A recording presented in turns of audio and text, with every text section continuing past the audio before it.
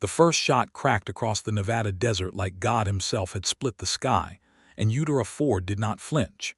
She stood behind the split-rail fence of her small homestead, the Colt revolver still warm in her hand, smoke curling up from the barrel in the way that only a well-fired weapon smokes, lazy and satisfied. The tin can she had aimed at sat 30 yards away, perfectly still and perfectly unscathed. The second can beside it had a neat hole punched through its middle. She had missed. She almost never missed.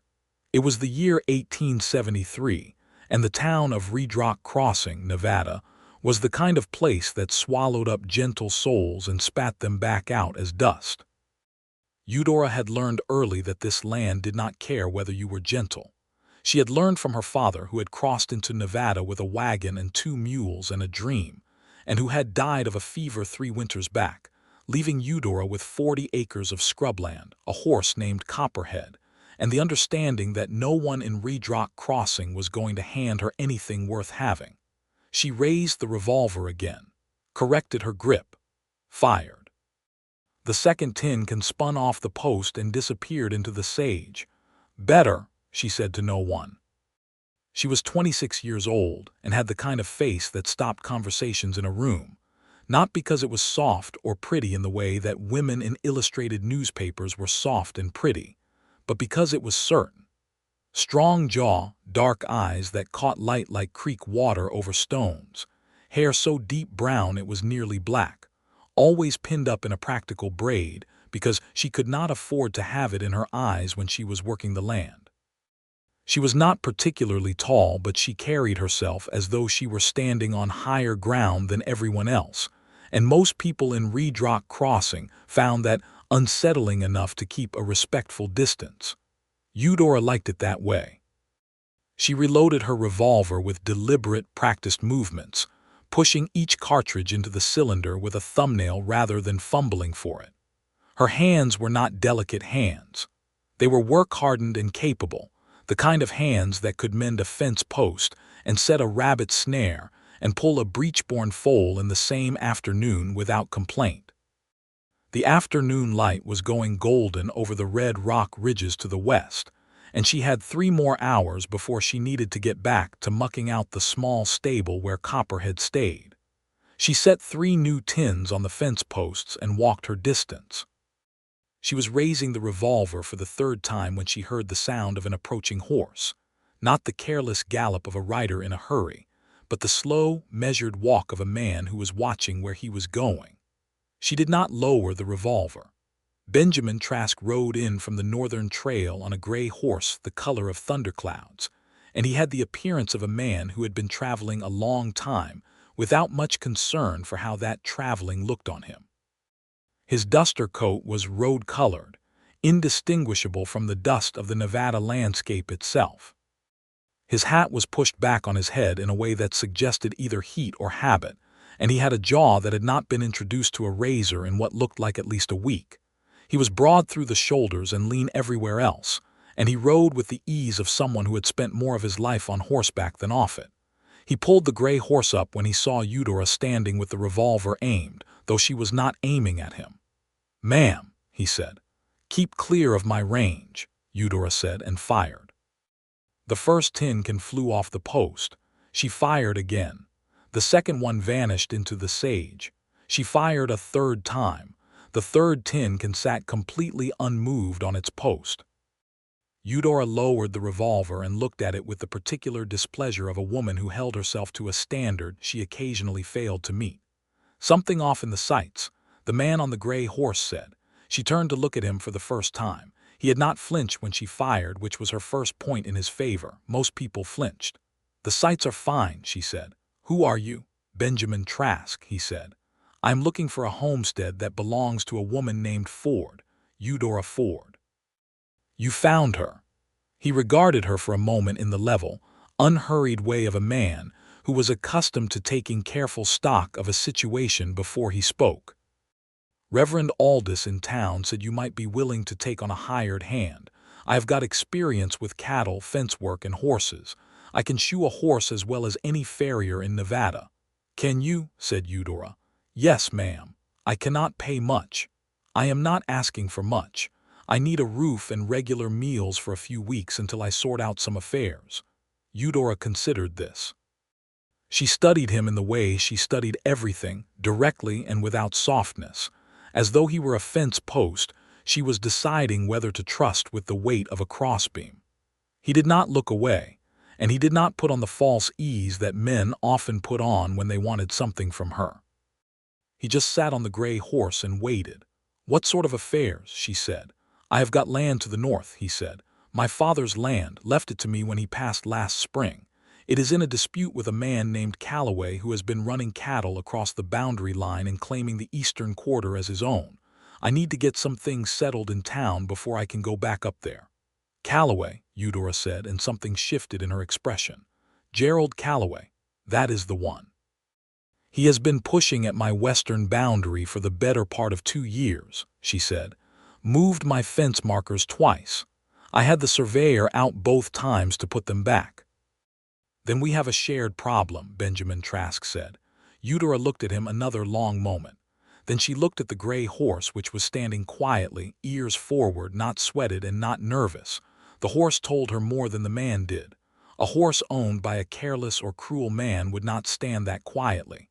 "You can sleep in the stable," she said. "I will cook 1 meal a day. Breakfast. You feed yourself the rest of the time or you do not eat. I do not want conversation before 6 in the morning, and I do not want it after 8 at night. Is that acceptable?" "That is more than acceptable," Benjamin Trask said. "Then get your horse settled and I will show you what needs doing." That was how it began. He had arrived on the 14th of April, 1873, and by the time the Nevada sun had set behind the western ridges and left the sky the color of an old ember, Benjamin Trask had mucked out the stable, replaced a broken section of fence on the southern pasture, and diagnosed a problem with the well rope that had been costing Eudora 20 minutes every morning. He fixed the well rope without being asked. She noticed. She did not say anything about it at supper, which was a wordless affair of cornbread and salt pork that she set on the table at 7 o'clock without ceremony or decoration.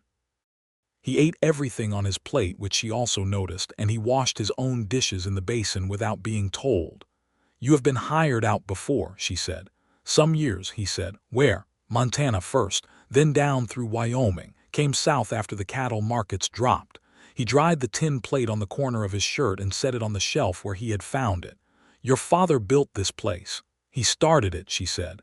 "I have been building it since." "How long?" 3 years on my own," she said. 6 before that with him." "That is a long time." "It is," she said, and there was no complaint in her voice and no invitation for sympathy. It was simply a statement of fact, and she moved on from it as easily as she moved on from everything that did not require her immediate attention. Benjamin Trask looked at her across the small kitchen table with its oil lamp casting a circle of warm light, and he had the look of a man who was carefully revising some assumption he had arrived with. "Good night," Eudora said, and pushed her chair back. "Good night, Miss Ford," he said. She paused at the kitchen doorway. "I have not been Miss Ford in a long time," she said. "It is just Eudora." "All right," he said. "Benjamin." She went to bed, and he went to the stable, and out in the Nevada night the coyotes began to sing.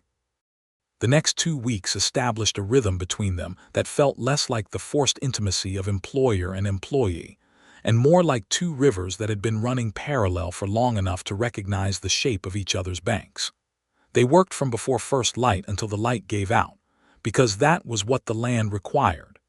Eudora handled the vegetable garden, the chickens, and the bookkeeping of the small herd of cattle she had managed to build up to 11 head.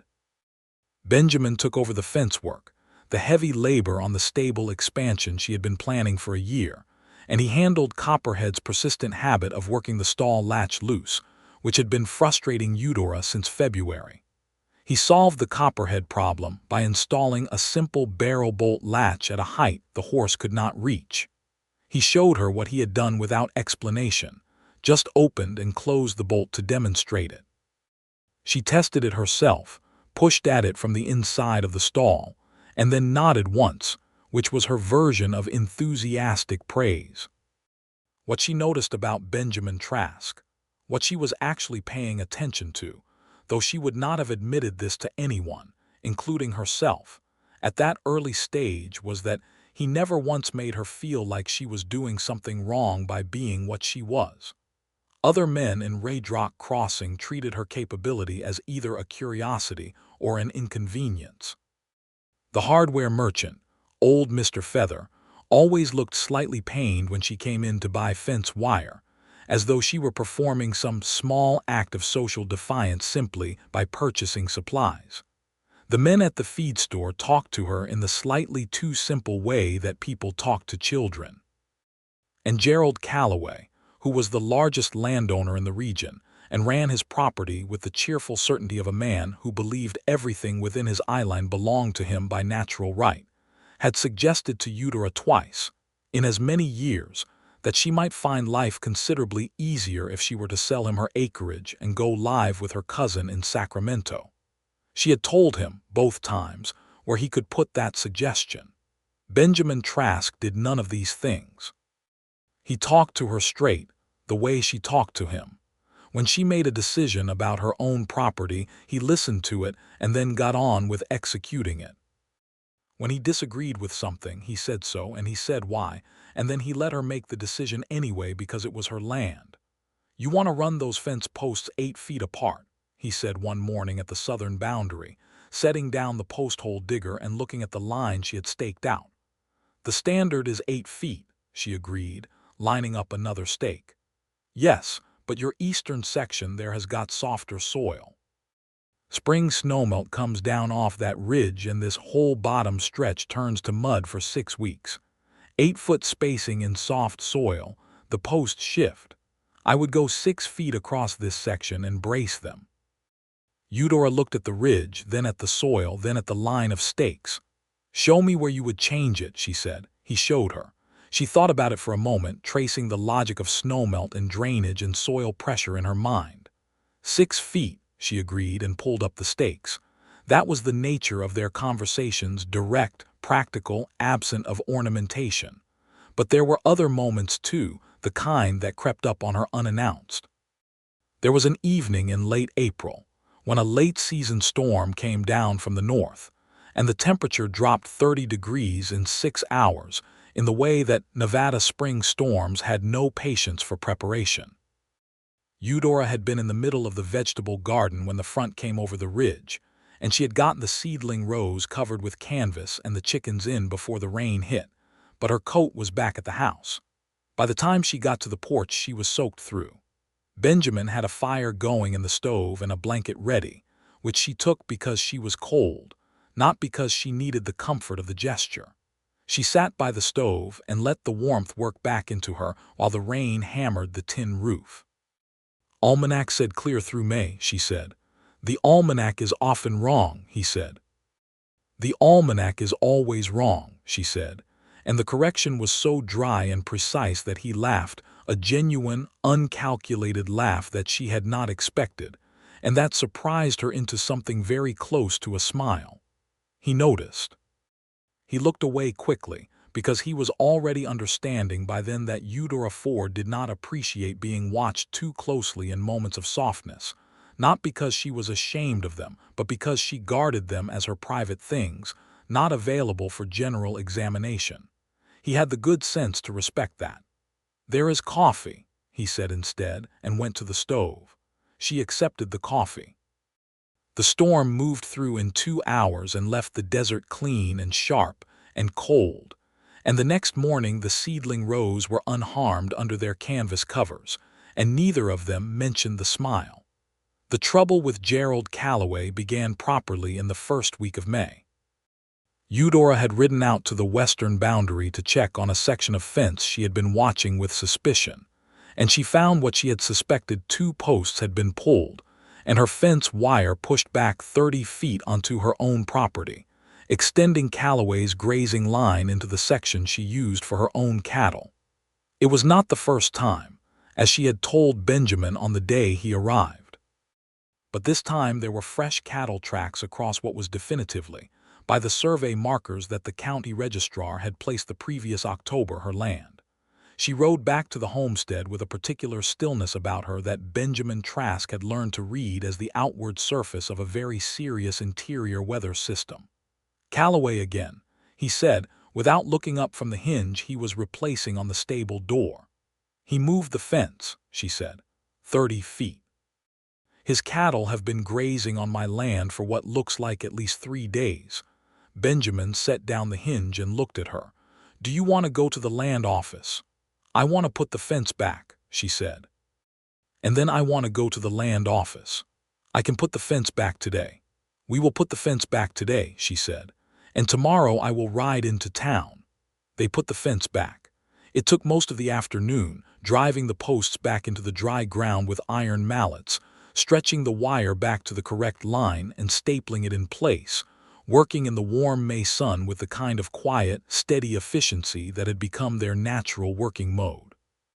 Calloway's land lay to the west, flat and wide and running with more cattle than the grazing could sustain, which was itself a sign of the kind of man he was, a man who took more than he needed because the taking was available to him, not because he had calculated what was wise. At one point in the late afternoon, Calloway's foreman rode up to the fence line from the western side.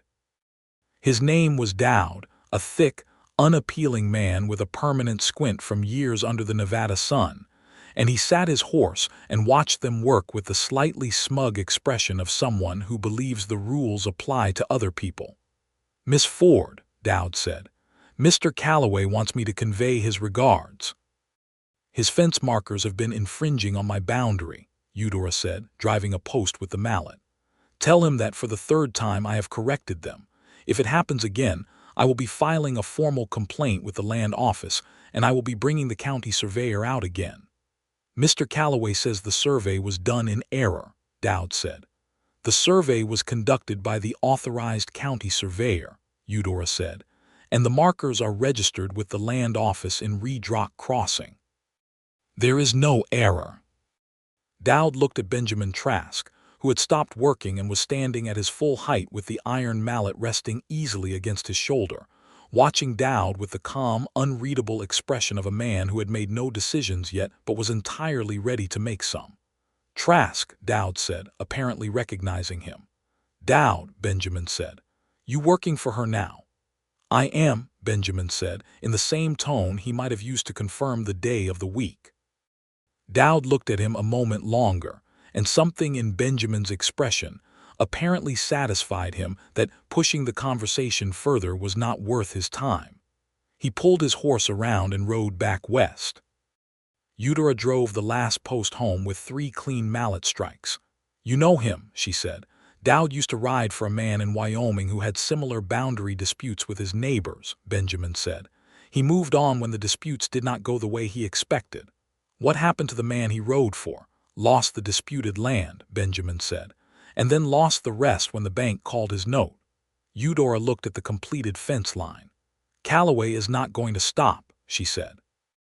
"No," Benjamin said. "Men like that do not stop until someone makes the cost of continuing higher than the reward."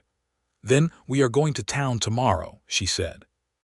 She rode into Reed Rock Crossing the next morning with Benjamin beside her, and the town of Reed Rock Crossing in 1873 was the kind of place that had ambitions of becoming something greater than it was, and had not yet given those ambitions up. There was a main street with a general store, a land office, a lawyer's office above the hardware merchants, a doctor's office, a church, 2 saloons, a small hotel, and a livery stable. There was also a telegraph office that had only been operating for 18 months and still caused considerable excitement when a message came in, because in Reed Rock Crossing, as in most Nevada cattle towns of that period, the telegraph represented the direct line to the wider world that the desert had always made feel impossibly far away. The land office was run by a man named Hadley Prout, who was small and precise in the way that men who deal in legal documents tend to become over time, as though the precision of the paperwork gradually shapes the person. He received Eudora's formal complaint with careful seriousness and considerably more attention than she had received the previous 2 times, which she attributed largely to the fact that Benjamin Trask was standing at her shoulder in the way that men with broad shoulders and a settled sense of purpose stand when they are paying attention. It irritated her, a little, that his presence changed Hadley Prute's attentiveness. She was the same woman who had filed the same complaint twice before, and the merits of her case had not changed. But she was also, by 1873, old enough and experienced enough to understand that the world as it was did not always match the world as it ought to be, and that the most useful response to this discrepancy was to use what you had available to you and work on the larger problem separately. She filed the complaint. Prute assured her it would be formally registered and that a notice would be sent to Gerald Calloway by the end of the week. Outside on the wooden boardwalk in the dry May heat, she said, he paid more attention with you standing there. I noticed that, Benjamin said. It should not matter, she said. No, he said, it should not. They were quiet for a moment, standing on the boardwalk with the Redrock crossing Main Street going about its business around them, a wagon moving slowly past, a group of men outside the nearest saloon, a woman in a calico dress crossing the street with a basket of goods. But it is what it is, Eudora said finally and stepped down from the boardwalk. It is, he said. For now. She glanced at him as she untied Copperhead from the hitching post. For now, she repeated, as though she were testing the weight of the phrase. He was already untying the gray horse, and he did not belabor the point, which she appreciated. They stopped at the general store on the way back, because Eudora needed flour and salt and a new pair of work gloves. Hers had worn through at the palm on her right hand, which was the sign of a right-handed woman who had been swinging a mallet regularly. She went through the door first, and Benjamin held it, which she accepted without comment as the simple social courtesy it was. Inside the store, Mr. Faraday, who ran it, was talking to a woman Eudora knew by sight but not by name, one of the women from the church, a soft, round-cheeked person who wore her hair in elaborate curls that must have taken considerable morning effort to produce. The woman's name turned out to be Mrs. Hartley, and she had the sort of social energy that sought out fresh audiences the way water sought out low ground. Miss Ford, Mrs. Hartley said, turning from the counter with the brightness of someone who has just noticed a new topic available to them. I had not heard you were keeping company. Eudora was selecting gloves from the rack near the door. I have a hired hand, she said. Of course, said Mrs. Hartley, with a smile that communicated she considered this explanation charmingly incomplete.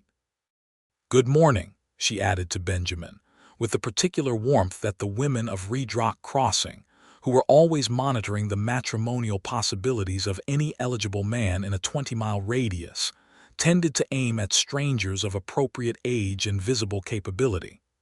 Good morning, Benjamin said, politely and without particular encouragement. Eudora brought her gloves to the counter and added her flour and salt to the order. Mrs. Hartley lingered, as women with social energy and not enough to do tend to linger. We are having a spring gathering at the church grounds a week from Saturday, Mrs. Hartley said, directing this specifically at Eudora in the hopeful way of someone who has tried and failed before. You ought to come, Eudora. Both of you ought to come. We will see, Eudora said, which was her version of a polite refusal. Outside, loading the supplies into the saddlebags, Benjamin said, the church gathering might be worth going to. Eudora looked at him. For the food, she said.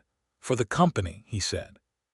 And to have a conversation with Calloway in a public place where everyone can hear what he says. He will be there. Men like Calloway go to church gatherings because it maintains the impression that they are upstanding citizens. Eudora considered this. You are more strategically minded than I gave you credit for, she said. I have dealt with men like Calloway before, he said. In Wyoming, she said. In Wyoming, he confirmed, and they rode back to the homestead in the late morning heat with the plan settled between them.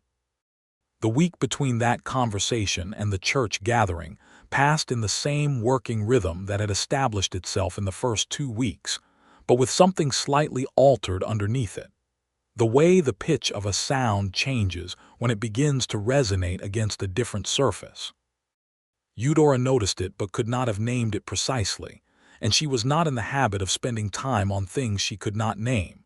There was too much practical work to be done. What she was doing, though she would not have called it this, was paying attention to him in ways that went beyond the professional. She noticed that he read, which was not as common as it ought to be in a land where books were heavy to carry and light was precious after dark. He had a battered copy of a natural history of the Western Territories that he read in the evenings in the stable, by the light of a lantern, and she had seen it open on the table once when she went out to check the stable latch, and he was not yet finished for the night. She had looked at the page he had left it open to a description of the sage plains of Nevada and Utah, with a penciled note in the margin that read, "Observed in April, North Trail." The handwriting was deliberate and clear, the handwriting of someone who had taught themselves to write carefully rather than been given careful instruction. She noticed that when he sang, which he did quietly, when he was working alone and did not know she could hear, it was hymns, but the kind of hymns that had something genuinely mournful in them, not the bright performative faith singing of Sunday churches. He sang as someone sings who actually has something to say to the larger darkness. She noticed that he was patient with Copperhead, who was not an easy horse. Copperhead had a habit of biting if approached from the right side, and a deep mistrust of sudden movement that was the lasting legacy of a previous owner who had used a whip. Benjamin had figured out both of these things within 48 hours of arriving and adjusted his approach accordingly, and he never lost his temper over it, even when Copperhead caught the shoulder of his duster coat and tore it. She noticed these things in the mornings while she was making coffee, and in the evenings while she was going over her ledger. She did not know what to do with them, which was unusual for Eudora Ford. She was a woman who generally knew what to do with information. The night before the church gathering, there was a thunderstorm, and she woke at 2 in the morning to the sound of it and went to the window and looked out at the stable to make sure the horses were settled. The lantern inside was lit, which meant Benjamin was awake, and through the stable's small window she could see the warm shape of the light moving as he walked the length of the building, checking on the horses in the way that experienced horsemen do during storms, with the patient, steady presence that animals respond to better than words. She stood at the window for a moment longer than was strictly necessary to confirm that the horses were settled. Then she went back to bed. The church gathering was held on a Saturday in the 3rd week of May, on the grassy ground behind Redrock Crossings Church, a modest, hard-working building with a bell tower that leaned slightly west, which everyone in town had noticed, and no one had done anything about. The gathering was the spring variety, which in a Nevada cattle town meant tables loaded with food brought from every household in a 20-mile radius, children running between the tables and the hitching posts, and the general social compression of people who were spread thin across a large landscape and were grateful for the excuse to be in the same place. Eudora arrived in the only dress she owned that was not a work dress, a dark blue cotton with practical buttons and no particular decoration, which she wore with the same directness she wore everything. Her hair was braided and pinned as always. She was aware of Mrs. Hartley's expression of careful approval from across the yard and chose to ignore it. Gerald Calloway was there, as predicted. He was a tall man, heavy through the chest, with the prosperous look of someone who had been correct about enough things over enough years to have begun to assume that being correct was simply his natural state. He was standing with a group of other large landholders near the water trough, holding a cup of cider and talking with the ease of a man on his own territory, which, in his understanding of Redrock Crossing, this essentially was. He saw Eudora arrive. He also saw Benjamin Trask, and his expression registered something recognition, reassessment, that he covered quickly with a broad, public smile. "Miss Ford," he said, walking over with his hand extended, because Calloway's social instinct was always to get in front of things. "Good to see you out." "Mr. Calloway," she said, and shook his hand with the grip of a woman who had been driving fence posts all week. His smile flickered. "I understand you have been having some concerns about the western boundary," he said, with the tone of a man who considered other people's legitimate grievances to be small inconveniences that could be smoothed over with sufficient charm. "I filed a formal complaint with the land office," she said. "I expect you have received the notice by now." "I have," he said, the smile still in place but thinning at the edges. "I think there are some questions about the accuracy of the survey." "The survey was conducted by the county-authorized surveyor and registered with the land office," Eudora said. "There are no questions about its accuracy. What there are questions about are the fence markers you have moved on 2 previous occasions, and what appears to be deliberate grazing of your cattle on my registered land." Several people nearby had grown quiet and were listening, which was exactly the public venue that Benjamin had calculated. Calloway looked at her, and then at Benjamin, who was standing at a comfortable social distance, not directly behind Eudora, which would have been protective in a way she would not have appreciated, but off to her left, giving her full command of the field while making his presence and his attention visible. "I am sure this can be sorted out without getting too formal about things," Calloway said, with a different smile now, the one that meant he was recalibrating. "I am being entirely formal about it," Eudora said. "I would appreciate your fence markers staying on your side of the registered boundary line. If they do not, I will be requesting that the county sheriff ride out and observe the infringement directly, and I will be pursuing the matter through the district court if necessary." The quiet around them had become the particular quiet of people who are listening very hard while pretending to look at the food tables. Calloway looked at her for a long moment. He was a man who had gotten accustomed to being the largest thing in any given landscape, and Eudora Ford was not the largest thing in the landscape. She was 40 acres and 11 cattle and one determined woman, but she had the quality of unmovability that larger things sometimes lacked. She was a fence post sunk 6 feet in well-braced hard ground, and Calloway, for all his acreage, was beginning to feel this. "I will have my men check the boundary again," he said. "That would be appreciated," Eudora said, and turned toward the food tables because she was also hungry and the topic was sufficiently closed for now. Benjamin fell into step beside her. "Well done," he said quietly. "I said what was true," she said. "Most people do not manage to say what is true to Calloway's face," he said. "He is not used to it." She considered this. "He will still be trouble," she said. "For a while," he said, "and then he will find something less expensive to be trouble about." "You are an optimist," she said, which came out more fondly than she intended, and she covered it by picking up a plate and examining the food selection with great interest. The afternoon went on in the way that spring gatherings went on, with the communal ease of people who lived in hard country and appreciated the chance to be human in a crowd for a few hours. Eudora talked to Mrs. Alvarez, who ran the town's only millinery, and was a practical, funny woman Eudora genuinely liked. She talked to Hadley Prout from the land office, who assured her again that the complaint was properly filed. She avoided most conversations about her personal life, which was the usual project at any Redrock Crossing gathering, though Mrs. Hartley made several attempts. At some point in the later part of the afternoon, when the shadows had started to get long, and a fiddler had brought his instrument out and was playing something rollicking near the church steps, she found herself standing near the edge of the grounds looking at the desert beyond the town, and Benjamin came and stood beside her with 2 cups of cider. She took one without looking at him.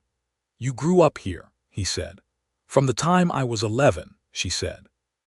"My mother died in Missouri and my father decided to go west. I did not have a strong opinion on the matter at 11, so here I am. Do you ever wish you had gone somewhere else?"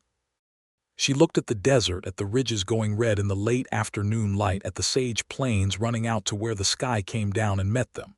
"No," she said, "not anymore. I used to. When you were young. When I was young, and also when my father died and I was trying to figure out how to keep the land going without him." She drank her cider. "I stayed. Why? She glanced at him. Because it is mine, she said simply. It is the thing that is mine. I built it. You did, he said, and there was no qualification in it, no mild reservation, no polite acknowledgement tinged with the barely suppressed surprise that a woman had done this, just the direct, unvarnished recognition of a fact. Eudora looked at him.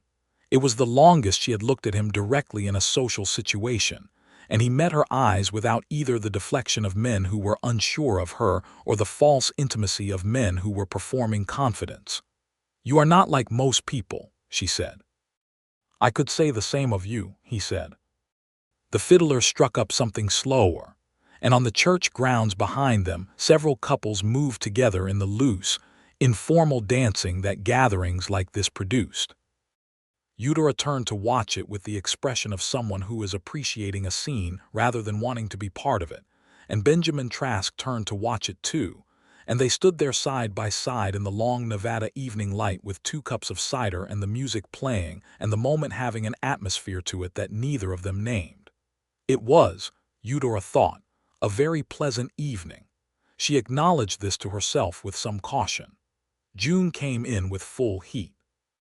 The Nevadan summer in the high desert was not the damp, clinging heat of lower places. It was clean and immense, a heat that came down from a sky of absolute blue and took no prisoners. The work on the homestead shifted with the season.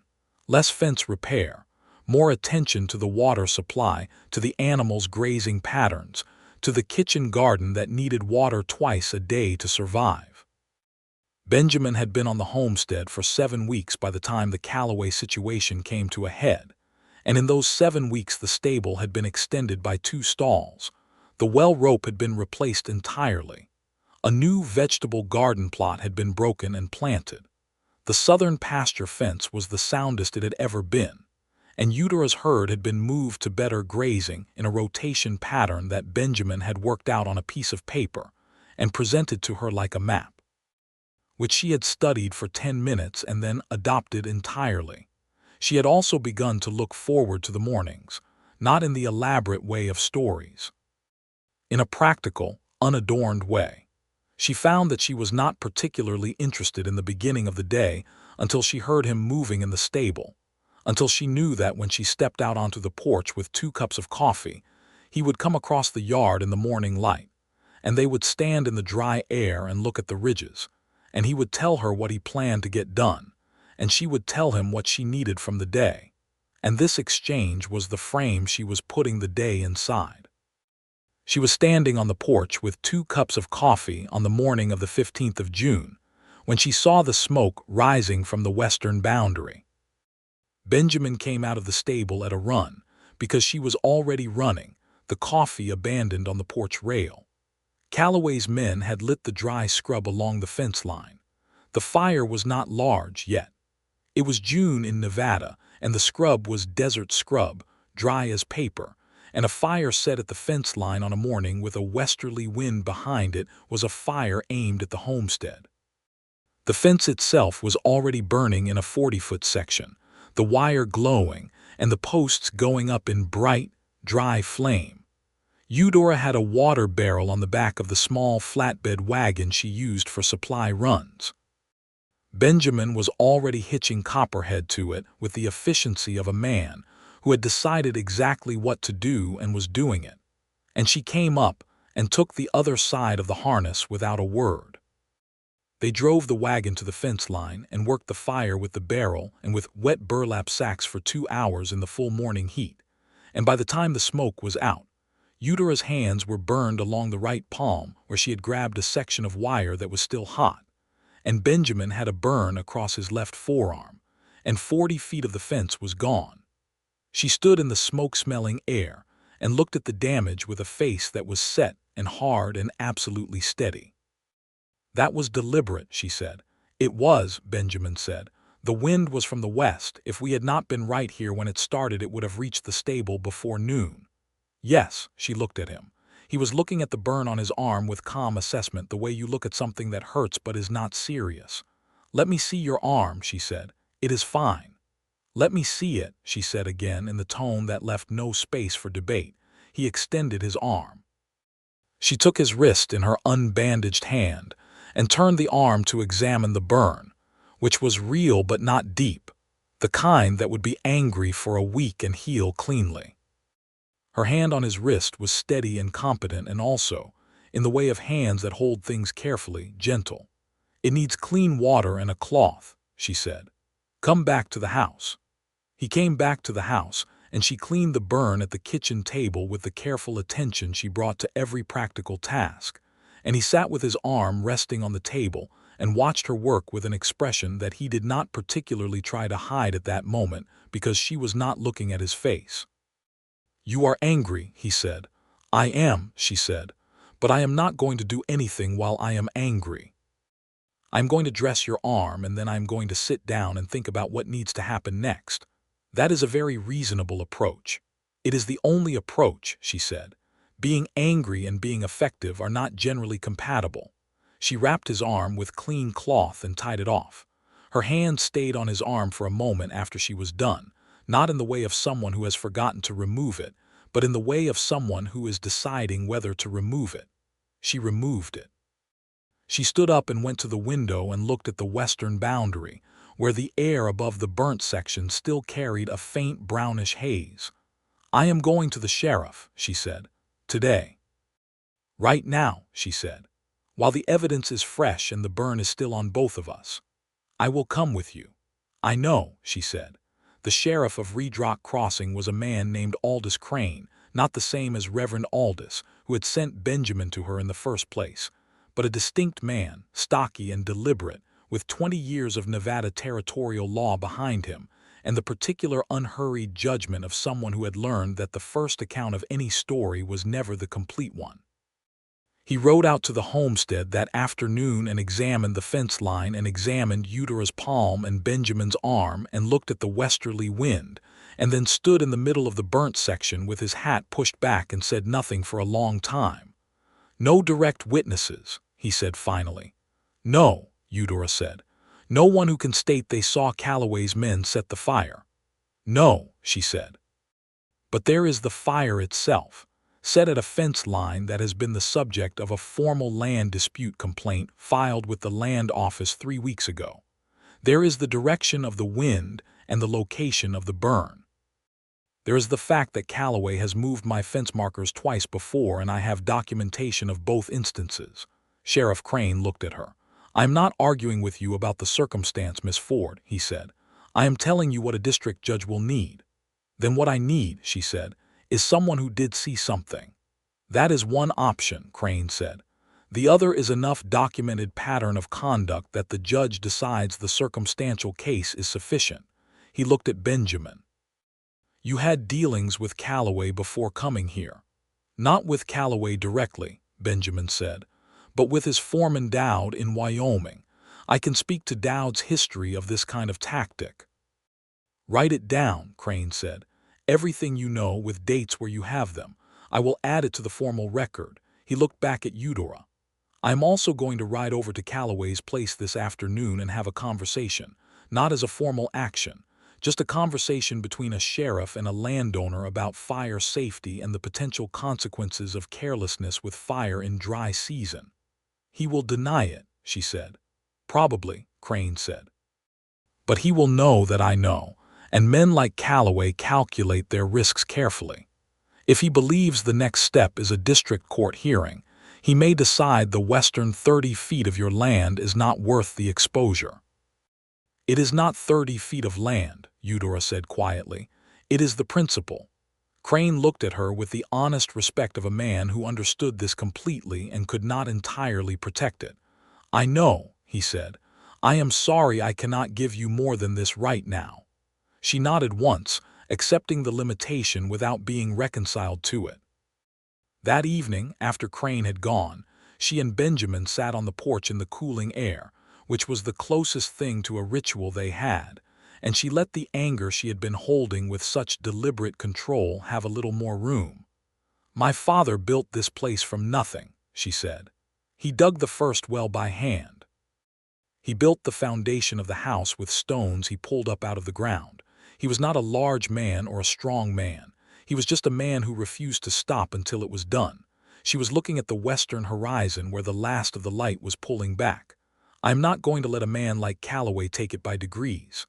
"He will not," Benjamin said. "You do not know that." "I know that you will not let him," he said. "I have seen you. You do not give up territory." She was quiet for a moment. "You have been here 2 months," she said. "I have," he said. "You said you had affairs to sort out in town before you could go back to your father's land." She looked at him. "Have you been sorting them out?"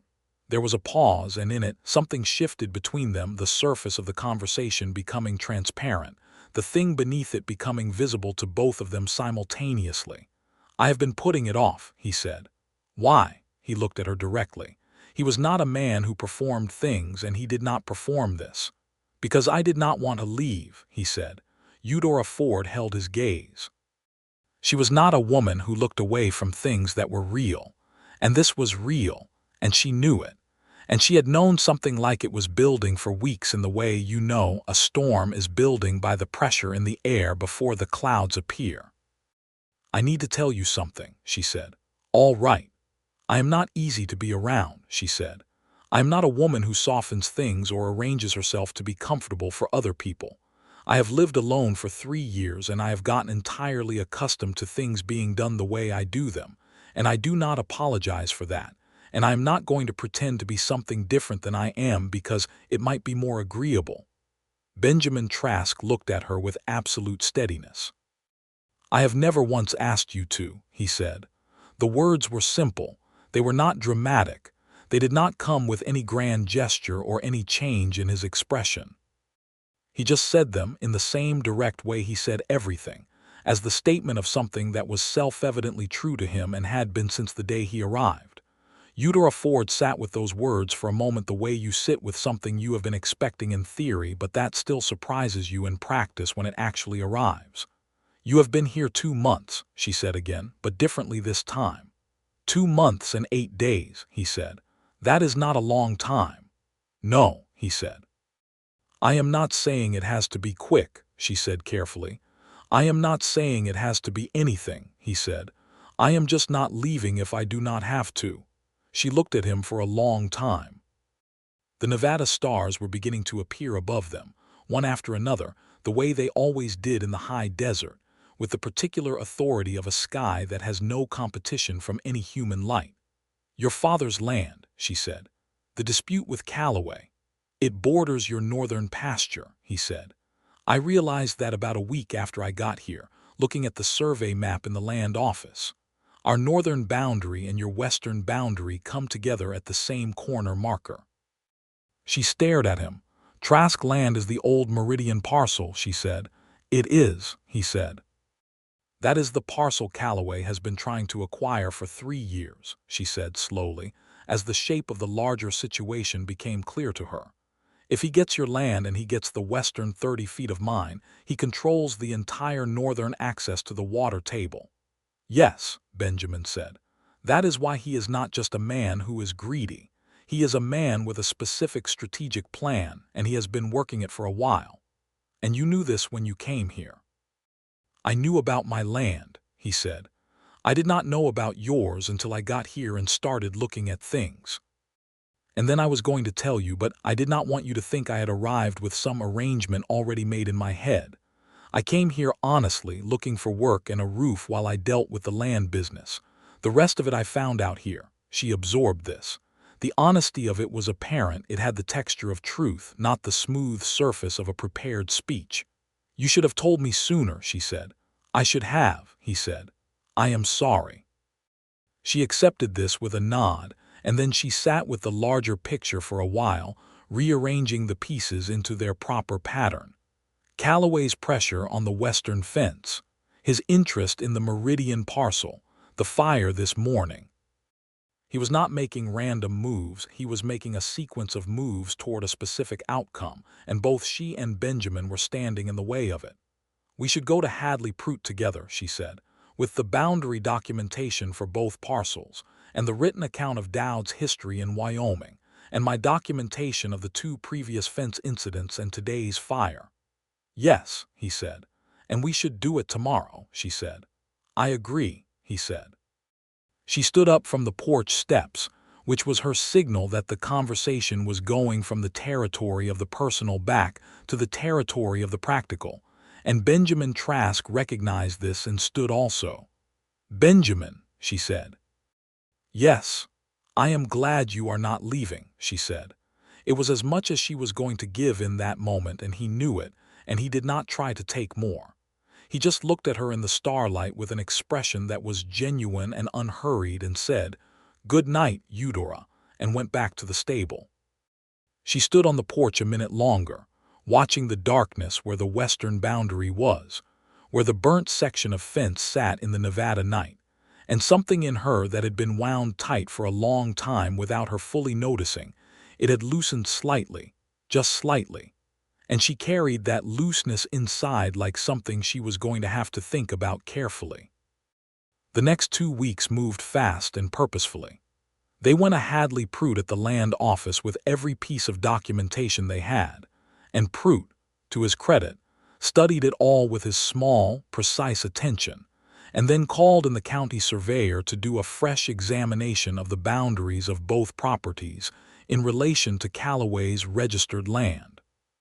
The fresh survey, which took 3 days to complete, confirmed every marker Eudora had placed and also confirmed that Callaway's operation had, over the previous 3 years, made incremental encroachments on at least 2 parcels beyond Eudora's, one belonging to a family named Rays who farmed the creek bottom east of town, and one belonging to an elderly couple named the Whitmores who had not known enough to fight it and had simply lost the land. This was significant. A pattern of systematic boundary encroachment across multiple properties was a considerably more serious matter for a district court than a single disputed survey. Sheriff Crane filed a formal complaint with the district court in Carson City. A hearing date was set for the 2nd week of July. Callaway, through his lawyer, a man from Reno who arrived in Red Rock Crossing on a Tuesday in late June with a frock coat, and the general air of someone who found the whole situation below his usual professional landscape, sent a written response to the complaint that characterized the boundary disputes as honest survey errors and the fire as a naturally occurring event, which in June in Nevada was not entirely impossible to argue, and which everyone in Red Rock Crossing understood to be completely dishonest. On the night the written response was read to her by Hadley Prout, Eudora went home and was quiet for the whole evening, which was different from her usual quiet. Her usual quiet was the quiet of a person thinking. This was the quiet of a person carrying something heavy. Benjamin left her alone with it through supper and through the washing up and through the first hour on the porch. Then he said, "It is going to hold." "You do not know that," she said. "You have documentation he cannot contradict," he said. "You have 3 separate properties showing the same pattern. You have a sheriff who has seen the burn mark with his own eyes and a county surveyor who has just confirmed the boundary lines. What does he have? Money," she said, "and a lawyer from Reno. Money does not rewrite the survey," he said, "and the survey is what matters." She was quiet again for a while. Then she said, "My father used to say that the land was the only honest thing. Everything else could be talked around or dressed up or traded away, but the land just sat there being what it was regardless of what anyone said about it." "He sounds like a man worth knowing," Benjamin said. "He was," she said, "and the grief in it was old and therefore quiet, the grief that has done its loudest work and settled into something you can carry." He wanted to reach across the space between them and take her hand. He did not, but she knew it, in the way you know something that is present without being spoken, and the knowing of it was enough for right now. July arrived with the full weight of the Nevada summer. The hearing was set for the 12th. In the days before it, Eudora worked with the focused intensity of someone who understands that the outcome of a formal proceeding is shaped as much by what you bring to it as what happens inside it. She organized her documents chronologically, wrote a clear and detailed account of every incident beginning from the first time the fence markers had been moved, and enlisted Mrs. Alvarez and 2 other Red Rock Crossing residents who had witnessed Callaway's foreman Dowd making threatening comments at community gatherings to provide written statements. Benjamin wrote his own account of Dowd's history in Wyoming, a painstaking document that took him 3 evenings to complete at the kitchen table after supper, writing with the careful, deliberate handwriting she recognized from his margin notes in the natural history book. He consulted her on every section that touched on things she had direct knowledge of, and she gave him corrections with the directness she brought to everything, and he accepted them without ego, which was something she found deeply, uncomplicatedly attractive. She was sitting across the kitchen table from him on the 3rd evening of this process, reviewing the final draft of his Wyoming account when she looked up and found him looking at her. "What?" she said. "Nothing," he said, but he was still looking. "If you have something to say," she said, "you can say it." "I was thinking that you are remarkable," he said. The directness of it caught her off guard. Not the sentiment, she had known it was there, had felt the shape of it in the way he looked at her and talked to her and moved around her careful independence with such precise respect, but the bare, unembellished way he said it, the way you state a natural fact. She looked at him for a moment. "You should not say things like that when I am trying to read legal documentation," she said. "When should I say it then?" She looked back down at the document, but the corner of her mouth had done something it rarely did in company. "When the hearing is done," she said. "All right," he said, and went back to his writing. On the 10th of July, 2 days before the hearing, Eudora was in the kitchen garden in the early morning when she heard hoofbeats coming fast from the North Trail, not the measured walk of Benjamin going somewhere in the ordinary course of the day, but the urgent gallop of someone with news. She came around the side of the house to find a rider she did not know pulling up his horse at the gate, a young man with a message from the land office. Calloway's lawyer had filed a motion to transfer the hearing to the Reno District Court rather than the Carson City Court. The motion was based on the claim that the Carson City Court had a conflict of interest through the county surveyor who had already been engaged in the matter. Eudora read the message twice, understanding what it meant immediately. A transfer to Reno would mean travel costs, a strange courthouse, a judge who did not know the local landscape, and Calloway's Reno lawyer on his own ground. It was a tactical delay designed to exhaust her. She walked directly to the stable, where Benjamin was replacing the gray horse's thrown shoe, and she handed him the message. He read it. He set it down on the stable floor. He looked at the horse's hoof for a moment as though checking his thinking against it. "Write to the Carson City Court directly," he said. "Not to the land office, to the court clerk. Today, ask that the motion be denied on the grounds that the county surveyor's involvement was authorized by the land office as an official survey review, which is his standard function and is not a conflict. Send it with the afternoon rider." "I am already thinking that," she said. "I know," he said. "I am thinking it with you." She looked at him. "Benjamin," she said. "Yes." "After the hearing," she said. "Yes," he said, understanding her completely, which was one of the things she was beginning to love about him, though she had not yet put the word love around it because she was not the kind of woman who put words around things until she was sure of them. She wrote the letter to the court clerk. She sent it with the afternoon rider. The motion was denied on the 14th of July, 2 days after the hearing had taken place.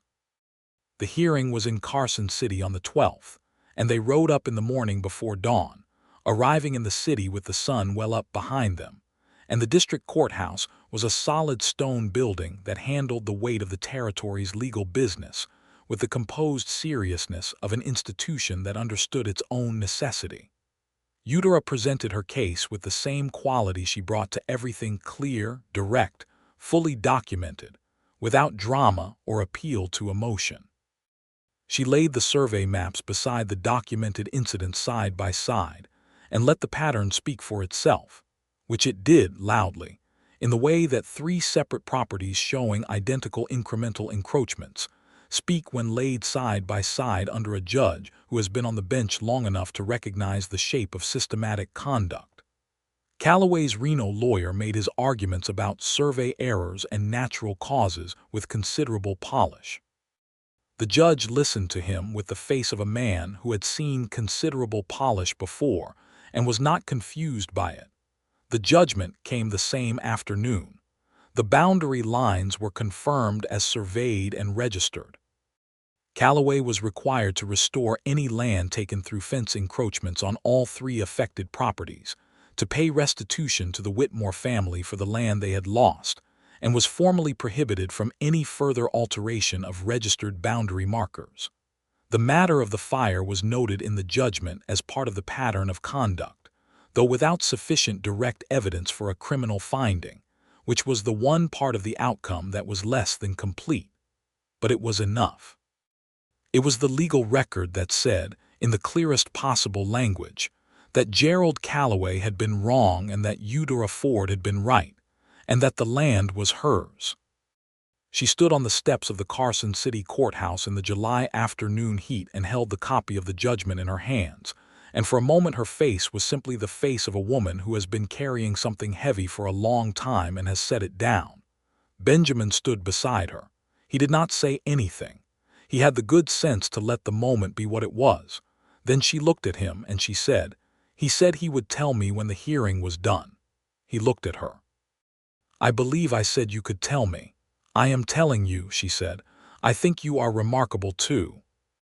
It was said in the same dry, direct register as everything she said, and it landed with the same weight as everything she said, which was considerable.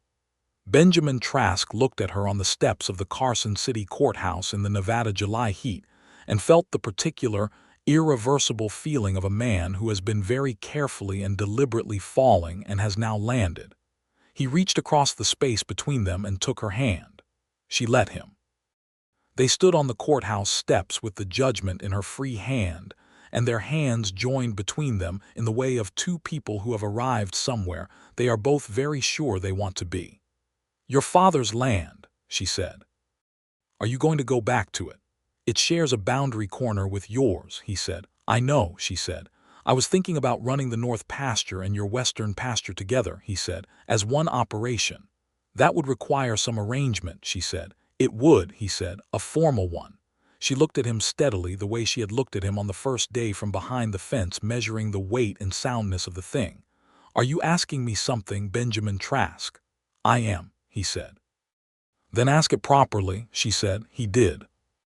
Standing on the courthouse steps in Carson City, with his hat in the hand that was not holding hers and the July sun making everything bright and clear and exact, Benjamin Trask asked Eudora Ford to marry him in the direct, unhurried way he did everything, without performance or embellishment, because she did not want performance or embellishment, and he had understood this from the beginning. She said yes. She said it as she said everything, directly, without fanfare, as the statement of something she had arrived at through careful consideration and was entirely certain of. They rode back to Red Rock Crossing in the late afternoon light, and the Nevada desert lay all around them in its wide and impartial beauty, the sage burning silver in the slant of the sun, the red rock ridges going deep orange, and Eudora Ford rode Copperhead with the copy of the court judgment in her saddlebag, and the ring finger of her left hand thinking about what it would feel like to wear a ring. The wedding was in August. It was a small one, held at the homestead rather than the church, because the homestead was the point of everything, and because Eudora Ford did not require a church to make a commitment real. Reverend Aldous, who had sent Benjamin to her in the first place and apparently considered this to be among his better pieces of pastoral work, performed the ceremony on the porch where she and Benjamin had sat so many evenings watching the desert. Mrs. Alvarez stood with Eudora and said afterward, with the characteristic directness of a woman Eudora trusted, that she had never seen Eudora look so settled. Settled was exactly the right word, not softened, not changed, but settled, the way a good foundation settles into solid ground and becomes part of it. The ceremony was at sundown, because that was when the desert was most itself. Mrs. Hartley attended and was visibly moved, which Eudora bore with good grace. Sheriff Crane attended and shook Benjamin's hand for a long time. Hadley Prute attended and was precise and warm, which turned out to be the version of Hadley Prute that appeared when the occasion warranted it. The vows they said to each other were the standard vows of the period, but they said them in the way of two people for whom standard vows are simply the formal language for something they have already confirmed in their own terms. When Benjamin said "I will" and looked at her, it was the same thing as when he had said "I have never once asked you to be anything other than what you are," and she received it that way. They did not have a honeymoon, because the land did not stop needing attention because you had gotten married, and both of them understood and accepted this without finding it in the least bit diminishing. The homestead was their life, and their life was what they were building together, and that was as romantic as anything in any illustrated newspaper, by any honest accounting. What changed was that Benjamin moved his few belongings from the stable to the house. What changed was that in the mornings there were 2 cups of coffee made from the start, not one, and then another. What changed was that the ledger they reviewed in the evenings was reviewed together, with his hand beside hers on the pages, and the plans they made for the land were plans made in 2 voices that had become so well aligned that disagreements were interesting rather than damaging. They went to the Trask land, Benjamin's father's land, the Meridian parcel, on the first Sunday after the wedding, riding north across the boundary where their properties joined. The house up there was small and had been empty for 3 years and needed considerable work, but the land was good. It was high desert grazing land, well watered by a spring that came out of the rock face at the northern end, and it ran down into the valley where Eudora's western pasture lay and the 2 properties formed together, something considerably more substantial than either one alone. They stood on the high ground of the Trask parcel in the August sun and looked south across both their properties to the far ridge, and Eudora took his hand because she wanted to, not because anything required it. "We are going to need more cattle," she said. "We are," he said. "And another hand come spring if we are going to work both the north pasture and the south," she said. "Yes," he said. "And the house up here wants a new roof before winter," she said. "I can do the roof next month," he said. "We can do the roof next month," she said. He looked at her and she looked at him, and what passed between them in that moment on the high ground with both their lands stretching out below them was something that had no practical content at all and did not need any. He kissed her for the first time up on that high ground, properly, without the careful restraint of the previous months, and it was very much the kind of kiss that felt like a conclusion and a beginning simultaneously, the kind that confirms that everything leading up to it was worth it. She kissed him back in the direct, unguarded way of a woman who has decided on something and commits to it fully. The autumn of 1873 was the best working season either of them had known. They expanded the herd to 23 cattle between the 2 properties, acquired 3 new horses, one of which was a dark bay mare that Benjamin chose for Eudora, and that she named Meridian for the land, and that turned out to have the even temperament and good sense that she had always wanted in a horse, but had been unable to afford until now. They repaired the Trask house roof in September, working side by side on the timber and shingle with the easy physicality that came from 2 people who were entirely comfortable with each other's presence. Gerald Calloway, having lost his court case, and faced with the formal documentation of his methods now in the district court record, did not trouble them again. He sold the acreage he had taken from the Whitmores in restitution, as ordered, and his operation contracted to its properly registered boundaries and stayed there. It was not justice in the complete sense. He was still a wealthy man, and the Whitmores were still people who had been wronged and could not be entirely made whole, but it was the available justice, and Eudora accepted it in the spirit in which she accepted all things, as what it was, clearly and without illusion, and then she moved forward. November brought the cold, and with the cold came the evenings by the stove that were their own kind of pleasure, long, quiet evenings, with the Nevada wind working at the windows, and the fire steady inside, and Benjamin reading from the natural history book aloud sometimes, and Eudora going over the seasonal accounts or mending harness leather with her capable hands, and the two of them in the warm circle of the lamp with everything outside the homestead dark and still and belonging to itself, and everything inside the homestead belonging to them. It was on one of those November evenings that Eudora told him, with the same directness she brought to everything, that she was expecting a child. She told him while she was mending the harness, not looking up from it because she was still, even now, a woman who delivered important information from a position of composure rather than drama. He put down the natural history book. He was quiet for a long moment, in the particular quality of quiet that means something very large is happening inside a person. "In the spring," she said, "late April or early May." "Are you well?" he said. "I am entirely well," she said. "I saw the doctor last week and he confirmed it. I am strong and healthy, and the baby will arrive in late April, most likely." He came around the table and knelt beside her chair, which was not a thing Benjamin Trask did for any minor occasion. She looked at him. "I am happy," he said. "Are you?" She set down the harness. She put her hand against the side of his face, the work-rough hand that he had held on the courthouse steps, and she said, "Yes, I am." He covered her hand with his own, and they stayed like that for a moment by the fire while the Nevada wind moved around the house outside and the lamp burned steady and warm. The winter was cold and long, as Nevada winters were, but they were not unequal to it.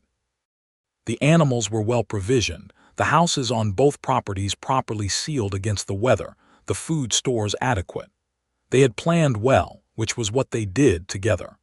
Eudora continued to work through the winter with the modification of having Benjamin take the heaviest physical tasks, which was not a concession to fragility but a reasonable allocation of labor in the circumstances, and she was clear-eyed enough about it to accept it without protest. She directed. She planned. She did the accounts and supervised the cattle rotation, and managed the correspondence with the land office and the feed store and the seasonal buyers. The homestead, which had been hers alone for 3 years and before that her father's project, was now something larger, not less hers, but more complete. Spring came back to the Nevada desert in April of 1874, and with it, on a morning when the sage was beginning to green at the tips and the sun was making the red rock ridges look like something painted, Eudora gave birth to their first child in the house her father had built, attended by the doctor from Red Rock Crossing and by Mrs. Alvarez, who had appointed herself to this duty and executed it with characteristic practical warmth. The child was a boy. He was born in the early morning, loud and strong, with the dark eyes of his mother and the broad, quiet hands of his father, and Eudora held him in the morning light with the expression of a woman who has just encountered something that exceeds every calculation she has ever made and does not mind in the least. Benjamin sat beside her on the bed, not hovering, not performing worry or joy for the room, just present in the way he was always present, fully and without division, and he looked at his son with an expression that was entirely undone and entirely content. "James," Eudora said, "James Ford Trask." "For your father," Benjamin said. "For my father," she said. He touched the baby's hand, which closed around his finger with the automatic, serious grip of a new person trying out the world's mechanisms. He looked at Eudora, and she looked at him, and what passed between them had a weight and a clarity that needed no words. The years after James's birth were the years of building in the fullest sense. The two properties operated as one ranch, the Trask Ford Ranch, which was what they called it, keeping both names, because both names were the history of what the land was. They hired a hand named Vicent, Ray's son of the Ray's family, who had also been wronged by Callaway, and who turned out to be an excellent cowhand with a particular gift for reading cattle behavior, and he became an essential part of their operation, and over time, a person they considered as close to family as Red Rock Crossing allowed. The town of Red Rock Crossing itself grew through those years, as Nevada grew, with the silver mining operations to the east drawing more people west, and the railroad lines beginning their long march across the territory. And with growth came the kind of change that was sometimes good and sometimes simply necessary to navigate. Eudora navigated it, as she navigated everything, with clear eyes and direct action. She became, by the mid-1870s, one of the more consequential people in the county's affairs, not in the official way, because the official positions were not yet available to women in 1874 and 1875, and into 1876, though she watched the conversations happening in the eastern states about women's suffrage with an attention that was both sharp and patient. The attention of a woman who understood that things changed slowly, and that the work of changing them required persistent, accumulating pressure.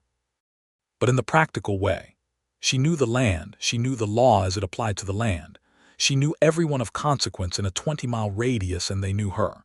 And when questions arose about water rights or grazing boundaries or the county's road maintenance priorities, people came to her, because she was likely to know the answer and to give it straight. In the spring of 1876, 3 years after Benjamin had arrived on the North Trail on his gray horse, Eudora gave birth to their second child.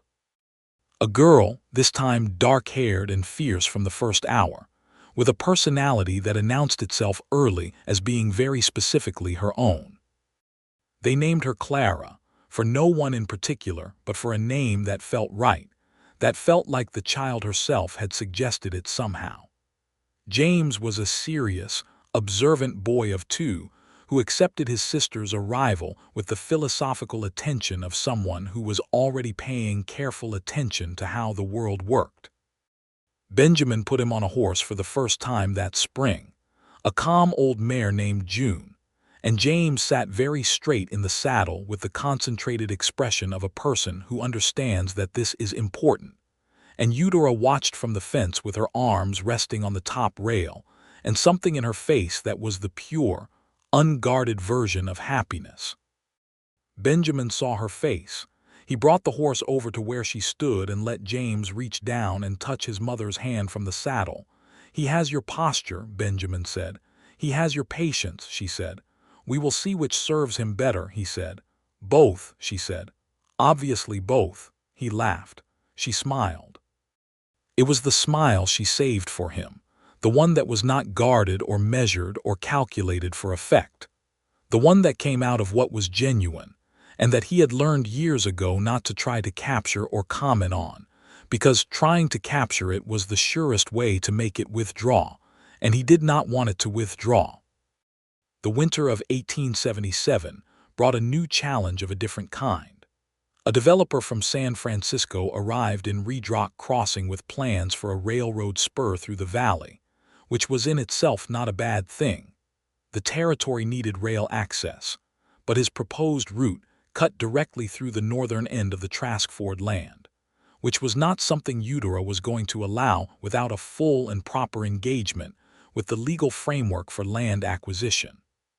She spent 3 weeks studying the territorial law on right-of-way acquisition. She corresponded with a lawyer in Carson City. She attended every public meeting about the proposed route and asked the questions that no one else had prepared well enough to ask, and she was not impolite about it, because she was never impolite when she had the better argument. She was simply thorough, and thoroughness in a room full of people who have not been thorough is its own kind of force. The developer, a man named Holt who had the smooth presentation of someone who had acquired most of what he wanted in life through the combination of money and personal charm, found Eudora Ford to be a novel and not entirely welcome experience. "I am prepared to offer fair market value for the right-of-way," he said, at a meeting in the Red Rock Crossing Hotel dining room where several landholders had gathered to discuss the route.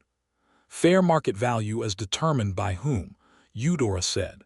"By an independent assessor," Holt said. "Engaged by the railroad company," she said. "An established firm in San Francisco," he said.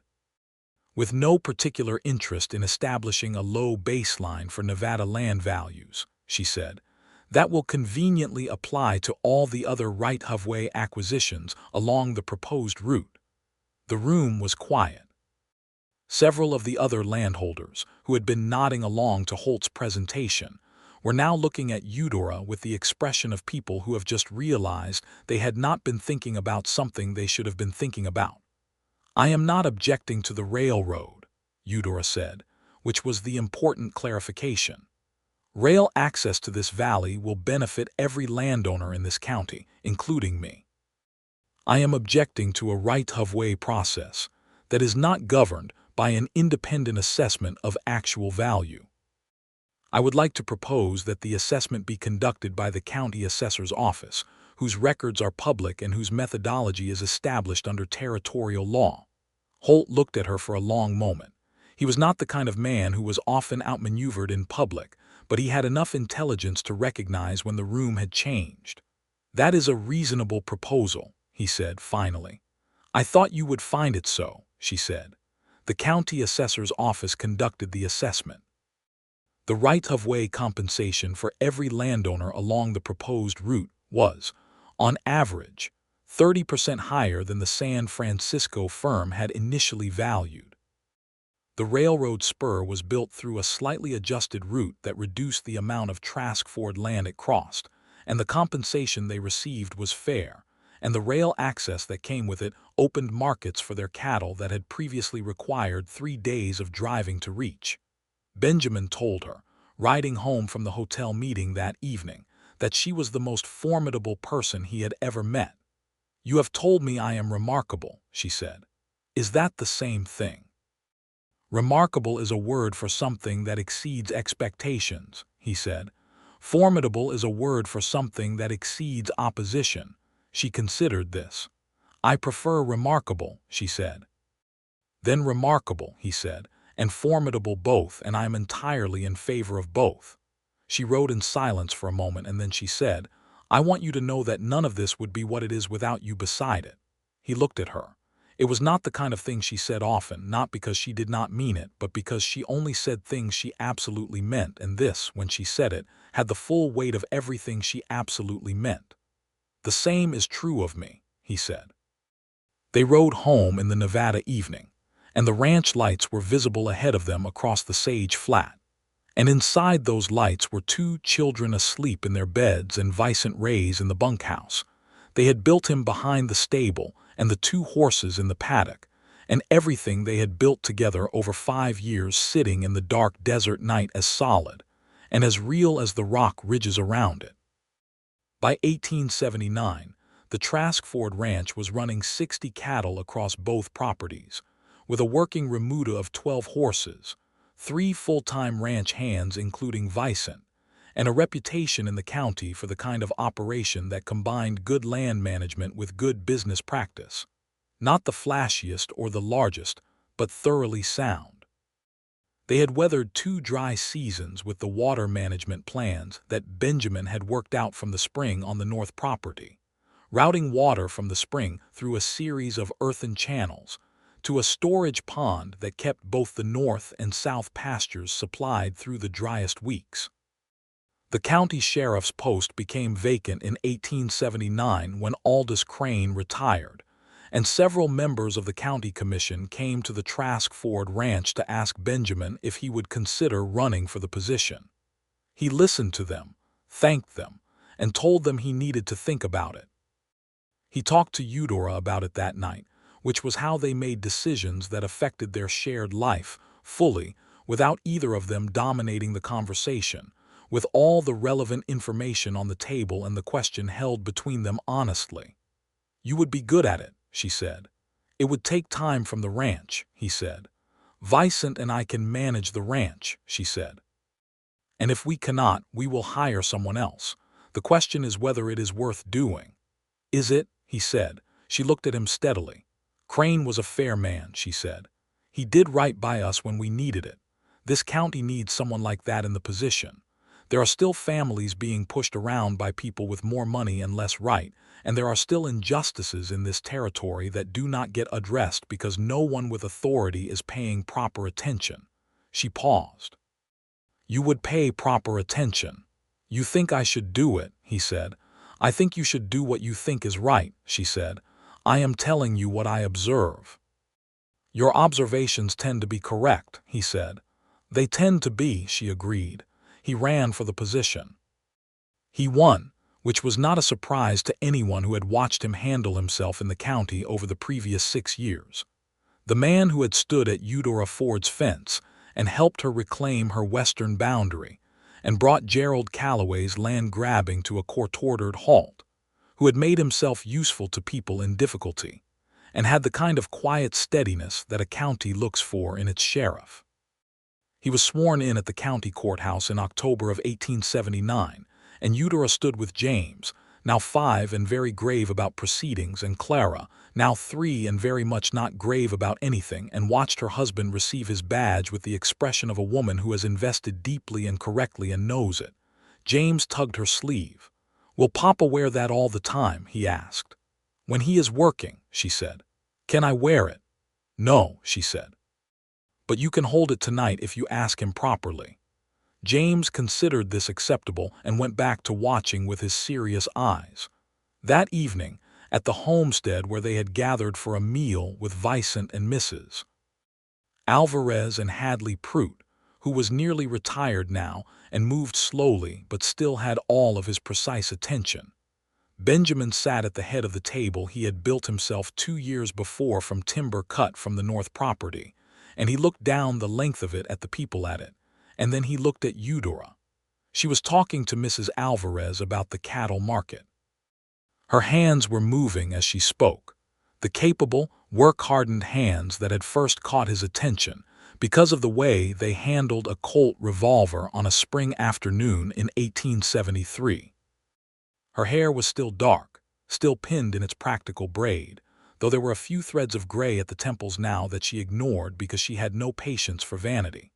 She was 32 years old, and she was the most fully alive person he had ever been in a room with. She looked up from her conversation and caught him looking at her. She raised an eyebrow, which was her most economical expression, and conveyed a full range of possible meanings depending on context. In this context, it was warm. He raised his cup to her slightly, in a private toast. She acknowledged it with the small, genuine, guarded smile that was his and no one else's, and then she went back to her conversation. James was already asleep in his chair by the time dessert arrived, leaning against his mother's arm with the boneless confidence of a child who trusts completely that they will not fall. Clara was still awake on Benjamin's lap, examining the sheriff's badge with the concentrated interest of someone who is seriously assessing its possibilities. "It is shiny," Clara announced. "It is," Benjamin confirmed. "Can I have it?" "No," he said. "Why?" "Because it belongs to the county," he said. Clara considered this with the deep seriousness of a 3-year-old confronting an institution she did not yet fully understand.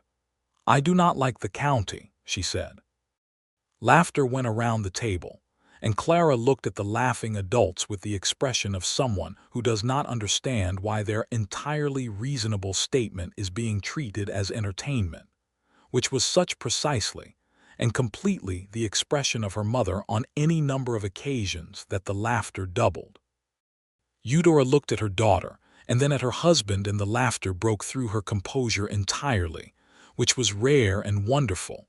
And Benjamin held Clara and laughed, and the old lamp burned warm on the table, and the Nevada night lay outside, wide and dark and indifferent and beautiful.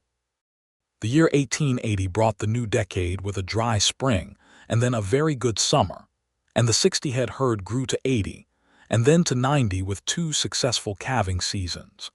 The railroad spur had been running for 3 years, and had transformed the economics of the ranch in the way that Eudora had understood it would: regular market access, reliable pricing, the ability to move cattle to market in days rather than weeks. The money that came from this went back into the land, which was where Eudora believed money well spent went. She started a kitchen garden operation that year that went beyond the household, selling surplus vegetables through the general store to the families that had come with the railroad workers, and stayed the new wave of Reed Rock Crossing residents who were not ranching families, but the shopkeepers and schoolteachers and craftsmen that a town needs when it is becoming more than a cattle stop. She was not sentimental about it being a small operation. She was practical. There was a market, she had the capacity, and the money was useful.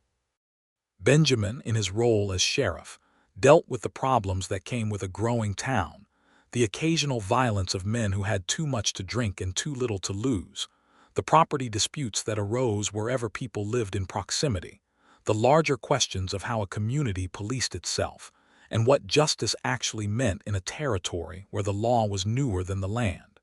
He was not a man who used the badge to make himself large. He was a man who used it to do what needed doing. There was an incident in the winter of 1880 when a family of Mexican descent, the Salinas family, who had come up from the south and settled on a small parcel east of town, was harassed off their land by a group of men who believed that the territory's demographics should remain what they had been.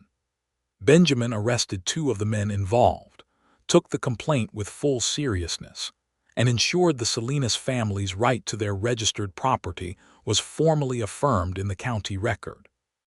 It was not a popular action, with everyone in Redrock crossing. He did it anyway because it was correct, and because he had learned from the woman he was married to that doing the correct thing in the face of difficulty was not optional if you wanted to be a person worth anything. Eudora, when she heard what he had done, said, "Good," in the tone that meant it completely. "Some people in town are not pleased," he said. "Some people in town have been wrong before," she said. "You did right." That was the end of the discussion. Their life together in those years was not a quiet life in the sense of a life without challenge or difficulty. The land demanded too much for that, and the county demanded too much of Benjamin, and children demanded too much of both of them in the wonderful and exhausting way that children demand. But it was a life of extraordinary depth, the depth that comes from 2 people who have found in each other not a mirror of their own preferences, but the real, specific presence of someone who is genuinely other and genuinely complementary, who fills in the spaces you did not know you had without requiring you to be anything other than what you are. In the spring of 1882, Eudora told him she was expecting again, their 3rd child. A girl again, born in November of 1882, whom they named Eleanor for no ancestor, but simply for a name that seemed to have the dignity and the clarity that Eudora liked in names, and who arrived into the household with the same confident announcement of self that Clara had made, though with a quieter temperament that revealed itself over the following months as thoughtful and observant in the way of a person who is taking everything in. James, now 8, accepted his 2nd sister with the equanimity of a boy who had long understood that you could not control what arrived in your life, only how you responded to it. Clara, at 6, was considerably less equanimous about the redistribution of attention, but adjusted over the following weeks into the fierce protectiveness that would characterize her relationship with her little sister for the rest of their lives. Benjamin held Eleanor on the night she was born with the same expression he had worn holding James 8 years before, fully undone and fully content. And he looked up at Eudora in the lamplight with eyes that said everything he had been saying to her in every practical language available to him since the day he arrived on the North Trail. She was tired because she had just given birth, but she was not diminished by it. She was the same Eudora Ford, Eudora Trask now, legally, though she still thought of herself as both, because she had always been Ford and she was now also Trask, and she saw no reason why these 2 things should not coexist. The same woman who had stood at the fence in 1873 and fired without flinching and told him to keep clear of her range. Only now the range was wider, and he was well inside it, and that was exactly right. "She is beautiful," he said, which was the thing you said about a new child, except that he said it with the directness of someone who means precisely what they say. "She looks like your mother," Eudora said, because she had seen the photograph of Benjamin's mother that he kept in his jacket, and Eleanor had her nose. He looked at his daughter again, and she could see him finding the connection, and the finding of it moved him in a way that she understood. He had lost his mother at 12 and his father at 49, and he had arrived at her homestead with his father's land and the particular self-containment of someone who has been carrying their losses alone for a long time. She had not tried to undo that containment. She had simply provided a place where setting it down was possible. He had set it down gradually, the way a man who has carried something long enough sets it down, not all at once, not with announcement but piece by piece in the ordinary moments of a shared life. "She looks like herself," he said at last, which was the right answer. By 1884, Redrock Crossing had grown enough to have a proper school, and James was in it, learning with the thoroughness and patience that were his inherited characteristics from both parents, and making his way through mathematics and reading with the calm competence of a child who has never been told that learning is beyond him. Clara was in it too, causing her teacher a certain amount of joy and difficulty in equal measure, because Clara had both her mother's directness and her own considerable will, and the combination made for a student who was absolutely engaged with the material and absolutely resistant to any attempt to manage her engagement. Eleanor would follow them in another year, and Eudora was already paying attention to the school's curriculum with the focused interest of a woman who had taught herself most of what she knew and had strong opinions about what good teaching should look like. She had already had one productive and slightly combative conversation with the schoolteacher, a young man named Good who had come from the East with good intentions, and a curriculum that was heavy on classical literature and light on mathematics, which Eudora considered a disservice to children who would be managing accounts and reading surveys and negotiating contracts. Good had listened, which was something in his favor. He had adjusted the curriculum, which was everything in his favor.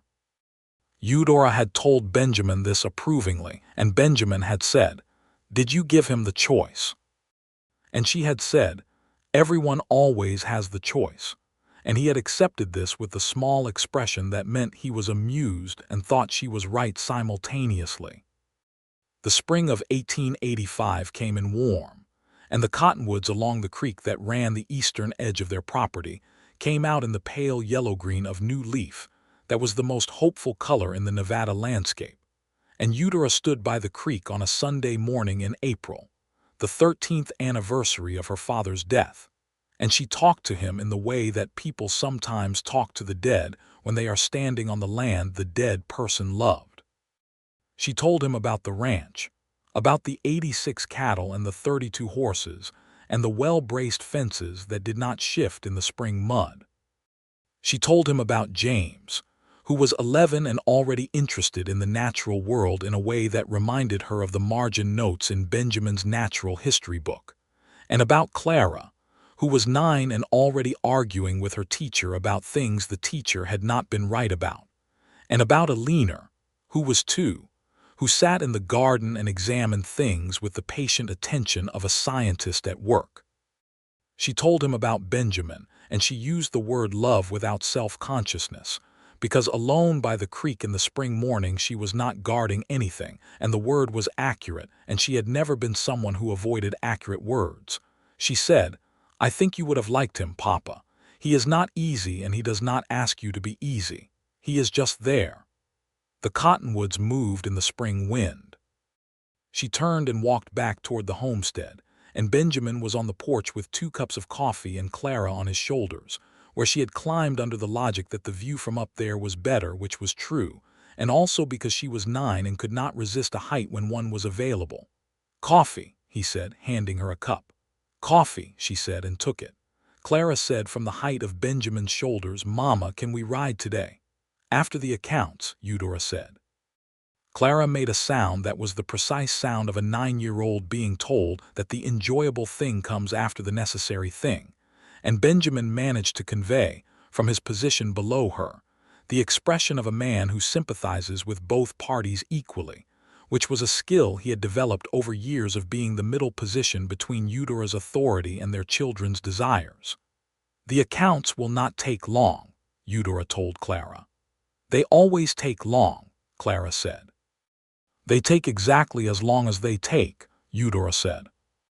Benjamin caught Eudora's eye and she caught his, and the exchange was the full private language of two people who have shared enough of their lives to communicate in a glance. In this case, the glance said, "She is very much you and also very much herself, and both of these things are wonderful and sometimes tiring and always worth it." By the summer of 1885, when Eudora was 38 and Benjamin was 39, and the Trask Ford Ranch was 12 years old in its current form and considerably older in its roots, the life they had built had the quality of something that was still growing, not in the anxious, uncertain way of something that does not know if it will survive, but in the slow, deep way of something that is established and still reaching. The 102 cattle on the ranch were well managed and well marked. The water system Benjamin had designed kept both properties watered through the dry seasons. Vicent Reyes, who was now 29 and running the day-to-day cattle operation with the authority of someone who has earned it, had become in every practical sense a permanent part of the enterprise and was talking about acquiring a small parcel of his own to the east, which Eudora encouraged, because she believed in people having land that was theirs. The three children were growing in their distinct ways. James, at 11, was the kind of boy who would be a rancher or a naturalist or possibly both, and who spent his evenings reading the same kind of books his father had read in the stable in 1873, books about the land and its creatures and its systems, books about how things worked. Clara, at 9, was the kind of person who would one day run something, a ranch, a business, a county, with the absolute conviction of someone who has never been taught to make herself smaller. Eleanor, at 3, was the kind of person who was still revealing herself, but what had revealed itself so far was a quality of attention that seemed to take everything in and hold it.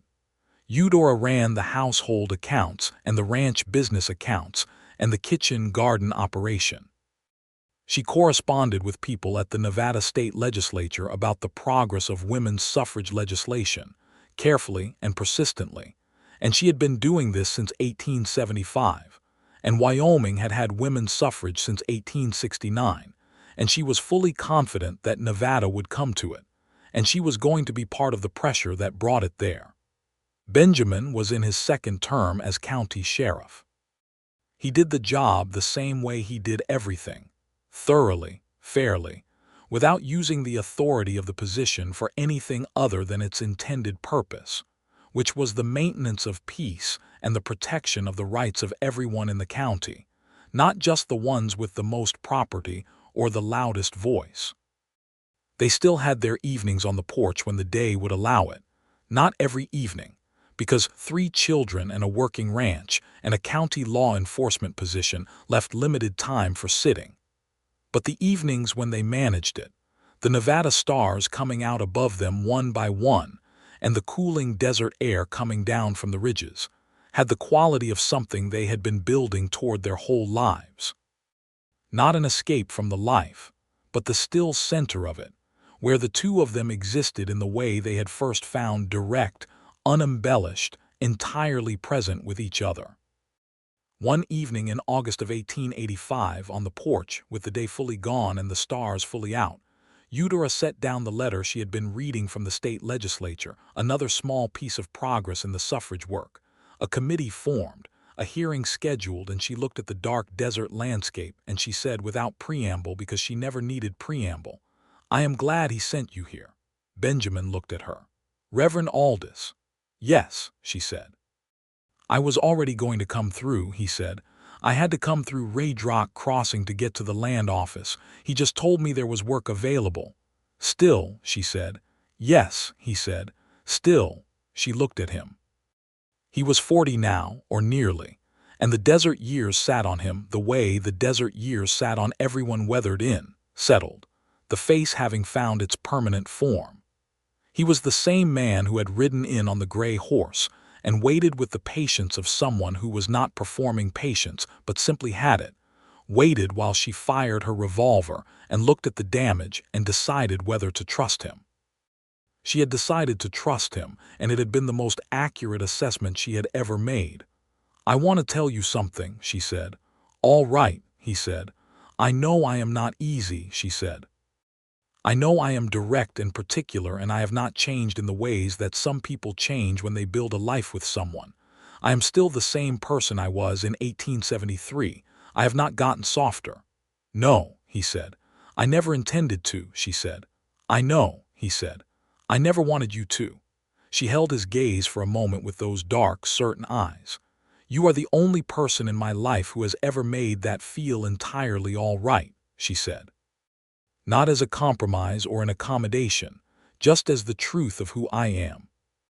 Benjamin Trask looked at his wife in the Nevada starlight, and what he felt was not the feeling of a man who has managed something difficult, but the feeling of a man who has been given, for 12 years, the extraordinary privilege of being exactly where he is.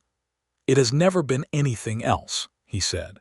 She held the moment, let it be what it was. Then she reached over and took his hand in hers, the capable, work-hardened hand, and held it with the simple, full certainty of a woman who has found what she was looking for without ever having been willing to pretend she was looking for anything less. The Nevada night moved around them, wide and dark and full of stars, and the homestead sat behind them as solid as the red rock ridges. And in the house the children slept their deep and trusting sleep, and all around the desert lay still under its enormous sky. And Eudora Ford and Benjamin Trask sat on their porch in the summer darkness of 1885, holding hands, and everything was exactly what it was, and nothing needed to be different. The years that followed moved in the way that good years move, with work and difficulty and joy, and the accumulating weight of a life lived fully and without apology. The ranch grew, and the children grew, and the town grew around them, and Nevada moved toward statehood's fuller realization, and toward the wider recognition of rights that the territory was slowly, unevenly, but undeniably making its way toward. James Trask grew into a lean, methodical young man who studied agriculture at a college in Reno, and came back to the ranch with ideas that Eudora examined critically and adopted when they were sound, which was most of the time. He had his father's patience and his mother's precision, and when he was 20, in 1894, he was already running the cattle side of the operation with Vicent Reyes as his partner and mentor, and the land as his text. Clara became, as she had always inevitably been going to become, a force. She read law in the office of a Carson City attorney and became one of the first women admitted to the Nevada bar in the late 1890s, which caused considerable commentary, and to which she responded with the same directness that had caused her teacher trouble when she was 9. She came home to Red Rock Crossing on holidays and argued with her mother about strategy in the way that two people who are very alike argue, with energy and rigor, and the fundamental respect of people who know that the other one might be right.